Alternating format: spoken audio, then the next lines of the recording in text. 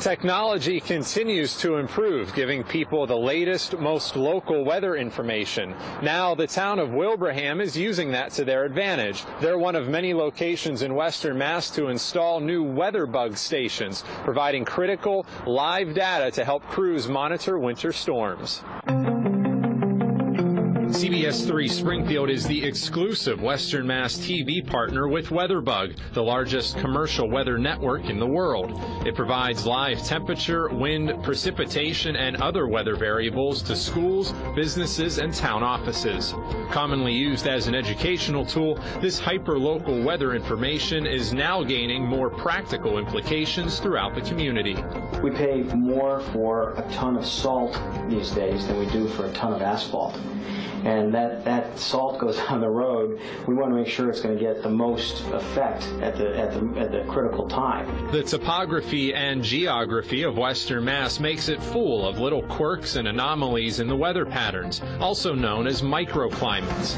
The three main weather stations in the Pioneer Valley are located in Chicopee, Westfield, and Windsor Locks. Just because they are the official temperatures doesn't mean it's the same temperature in Wilbraham, and it can vary by several degrees. Having accurate temperature that's right here for the road conditions and not rely on guessing where that temperature may or may not be. It's reported out over at Westover or what have you. Having that right here, right now makes a big difference in terms of application and getting the most effectiveness out of our ice treatment. Wilbraham and other towns expect these real-time temperatures to give them a head start on snow operations for storms this winter. Rainfall and wind direction may also prove valuable for flooding and fire situations throughout the rest of the year. It's important for our responders to have immediate access to information, and weather is always a factor. These new stations are part of a much larger picture. WeatherBug is teaming up with National Grid and MIT, using this data to get a better understanding of where power outages may occur with future storms. Effectively, what we're trying to do is figure out when the next storm comes, what will happen to our National Grid equipment, what wires will be impacted, what poles might come down. And so the WeatherBug data from the 24 sites in Western Mass is going to be really helpful in that regard. As technology advances, so does the power and resolution of weather models. Most of us typically look at the weather variables for face value, what the temperature feels like, or simply how windy it is. National Grid is feeding the WeatherBug data to a newly developed forecast model designed by researchers at MIT.